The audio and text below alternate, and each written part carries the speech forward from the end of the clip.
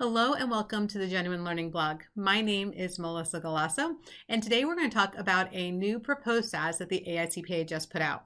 Now, timing is really interesting because many of the updates are related to the most recently issued SAS that has come out. Well, I guess not most recent, 142 and 143 back to back there.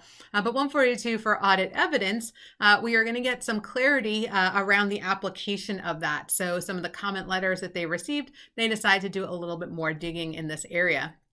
So this proposed SAS is going to focus on the use of specialists as well as external pricing sources. So this was issued on November 4th. Comments are due February 4th of 2021. And again, it's amendments to AUC sections 501, 540, and 620. So we're going to talk about each of them as we go through here and looking at the use of specialists and then the use of pricing information obtained from external sources. So a lot of this dates back to looking at some of the implications for other standard setters, in particular the PCAOB.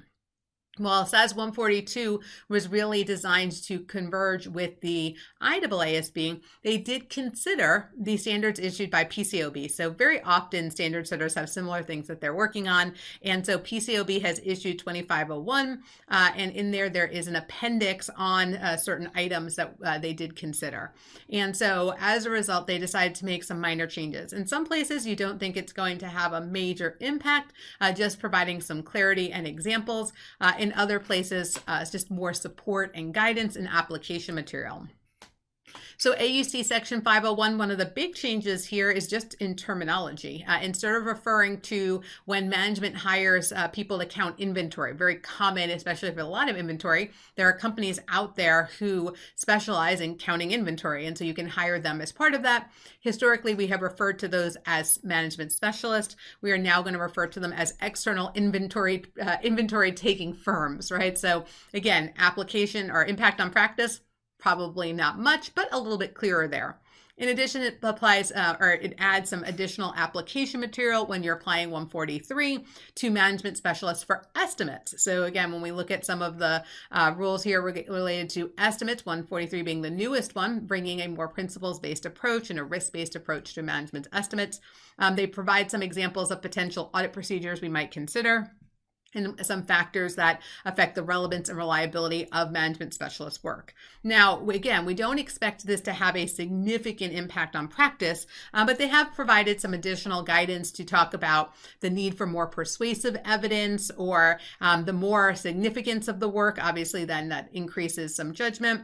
And then if their abilities, competence, and objectivity is better, right, that obviously reduces certain risks. So as we go through this, there are just some things to consider. It is all changes to application guidance, no changes to the requirements. AUC 540, they are adding a new appendix here. It's the use of pricing information from third parties as audit evidence. It is based on the PCAOB standard, but it is application guidance. It's more prescriptive than we would want in a principles-based approach. And so we are making it application guidance for the US standards.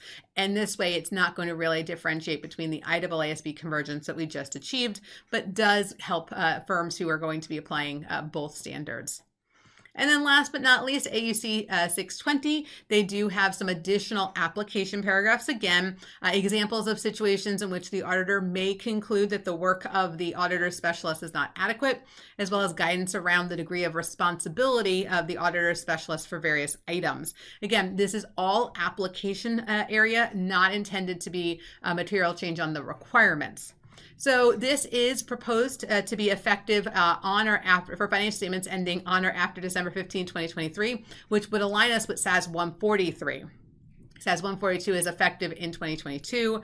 SAS 143 is effective in 2023. The proposed risk assessment standard is supposed to also be effective in 2023, and then this proposed standard as well. So again, they're not resting on their laurels here. We're literally just issued 142 on audit evidence and 143 on estimates, and you see they continue to make progress and provide better application material to address some of the questions that have happened since it came out. So definitely the AICPA's Auditing Standard Board has been busy. So that's a wrap for this week's blog. I hope to see you on a future blog. Have a great day, guys. Bye-bye.